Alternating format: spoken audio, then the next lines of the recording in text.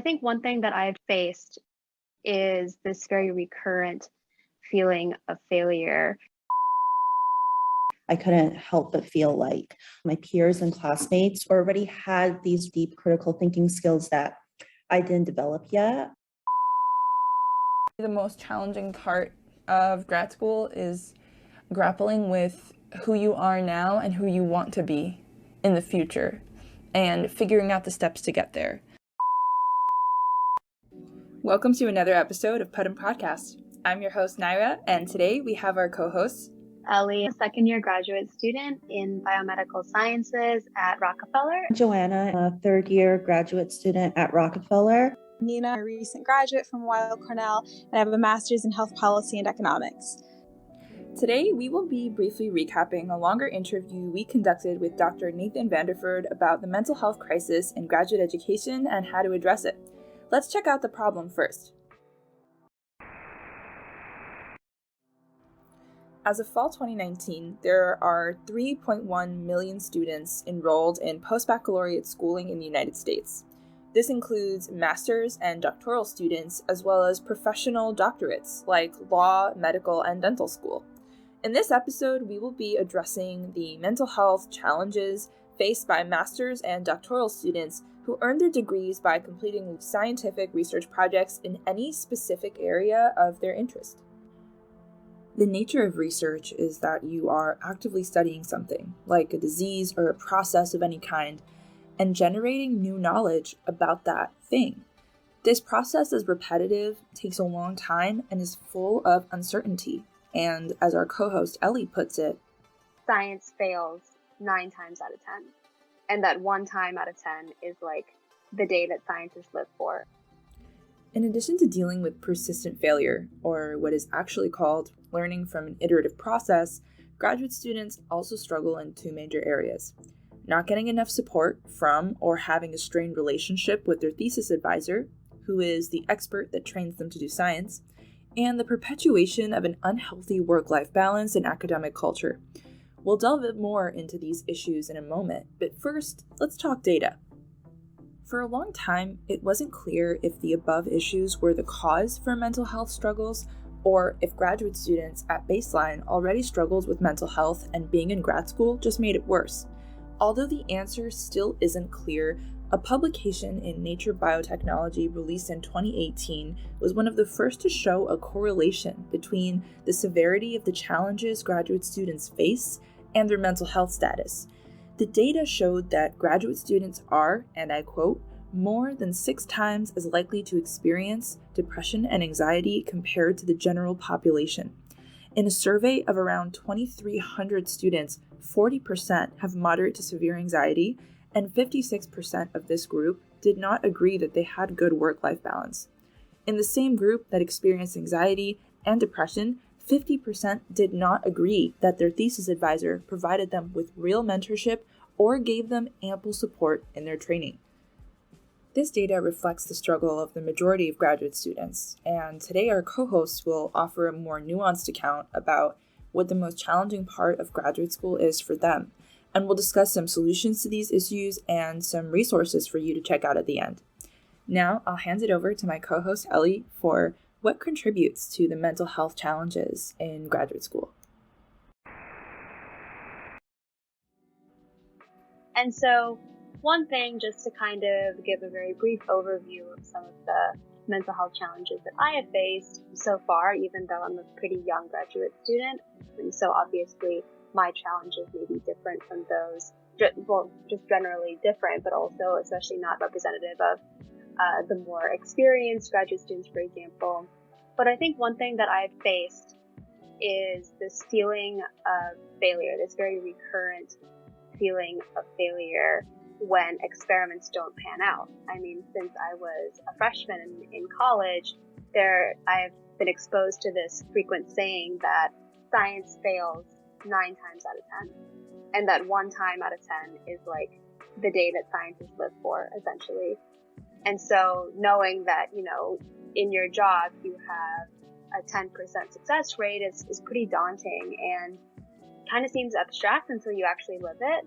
And I have lived through experiences where experiments don't pan out for months, even years. And so, really just dealing with compartmentalizing as much as I can and distancing my personal value from the outcome of my experiment is one of the biggest challenges that I have faced. Nina, what is something that you have dealt with throughout your graduate studies pertaining to mental health? I think one of the hardest things for me was that everything was remote, for sure. Like, I'm a social person, and in undergrad, I loved popping into office hours. And I think that's much harder because, at least for me, I was still expected to do the same amount of coursework or even more because I didn't have the in-person experience, especially in the front of my degree. Like, we understand that maybe it's not as easy, and so we're always accessible. But I think sometimes there's the piece that really is lost in translation there when you're not in person. I think it helps so much when you can be, and you can just like ask a question as it comes to you, right? You might sit through a lecture, you might have no questions whatsoever because it's like, okay, I understand what's happening in front of me. Whereas being in person, you guys might be writing something out or going through an equation together, as might happen all the time in econometrics, and you're like, wait a second, I have a question about this, or wait a second, I have a question about ICERs, something like that, where I think because you're just seeing it in a sense, you don't really think about it. Like, you're not processing it the same way. And so I think that for me became kind of stressful at some points because it's like, oh my God, now I really have to go back. Do I know this as well as I think I do? Or like, again, scheduling those office hours sort of became difficult because in a world where everything is remote, you know, professors don't stop having meetings just because things are remote. In fact, people have less boundaries, unfortunately, now because everything can be remote now in a way that it wasn't before. So I think for me that was a big stressor, but I also think that my program was really good about handling that personally. And so, Joanna, what's your experience been like? I guess the mental health struggle that I had the most, especially in the beginning of graduate school, was imposter syndrome. It's just this feeling of inadequacy. And I think it was especially hard because I didn't really have any expectation for how people were going to be like when I got to Rockefeller. But then when I did get to Rockefeller, I couldn't help but feel like a lot of my peers and classmates were, you know, so much smarter than me, or had like already had these really like deep critical thinking skills that I didn't develop yet. And so I think just comparing myself to other people around me was really difficult in the beginning of graduate school. But I think those kinds of feelings have kind of like gone down over time. You know, once I was in an actual lab and once I started getting to know like my field and topic of interest more and more, that's when I felt more confident about the knowledge that I have and the types of skills that I have. I think for me, the most challenging part of grad school is grappling with who you are now and who you want to be in the future and figuring out the steps to get there. A lot of us talk about imposter syndrome or about just feeling really discouraged when you fail. And you're even judging your failures, even though failure is an accepted part of the scientific process and the scientific method. We even think that because we're beginners, our failures, you know, aren't like the failures of the greats, you know? They failed with purpose, right? We're failing because we made a useless mistake, etc. But I think it is a consistent evolution of mindset that needs to happen so that when you do get to your future version of yourself, you can appreciate how far you've come. A lot of what makes it really hard is that it's a very long-term journey. So knowing that it's a 1% improvement every day, and you know, just not forgetting the fact that if you just keep putting in daily work, that you'll get there, even though it seems out of reach, is, yeah, I would say the hardest part. So we've talked extensively about our collective experience as graduate students and how that contributes to mental health struggles. And now we'll offer some solutions that have worked for us. I really liked how Nathan talks about encouraging students to conduct informational interviews with people who are graduate students that are now doing a career path that they're interested in. Here's what he said about this in our full-length interview. And a lot of times people are like, well, nobody's going to talk to me. Nobody's going to want to talk to me. But the thing that we have to recognize is that if you have a PhD and you're out there, odds are you went through these same struggles, right?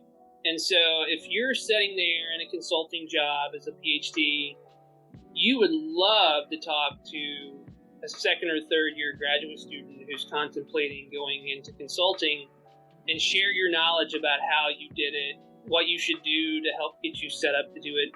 And so people do. They love to help other graduate students.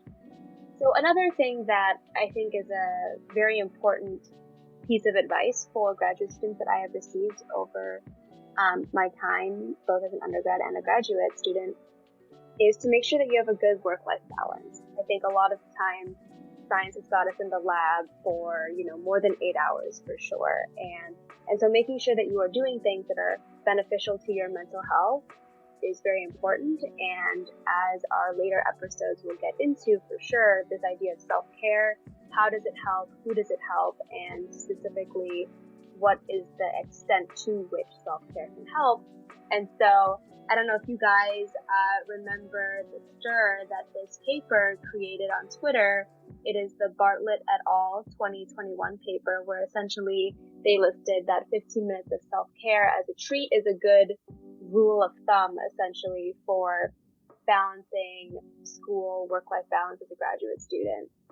And I just want to say that you can take more than 15 minutes of self-care. I fully endorse that, because that's just not enough, in my opinion. And so I think remembering that self-care is meant to benefit you, and every single person is different, which means that self-care looks different for each and every single one of us. Well said, Ellie. I think a huge part of taking control of your mental health in graduate school is trying to control the external factors that contribute. So as we saw in the paper, your relationship with your scientific mentor takes a toll. The things that you may or may not get the chance to do outside of science also takes a toll.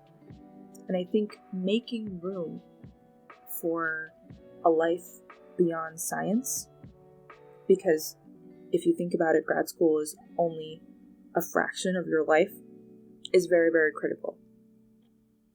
The first thing is that your scientific mentor is only a scientific mentor. They can be a professional mentor in the sense that they help you achieve some professional goals, but most likely they will only be within the scope of academia. And you have to accept that one mentor can't do everything.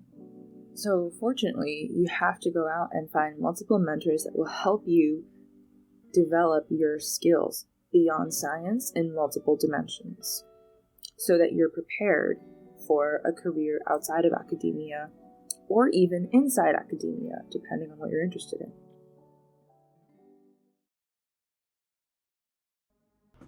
To hear the full episode with reflections from the senior author of this paper, Dr. Nathan Vanderford, check it out on our website at politicsunderthemicroscope.com.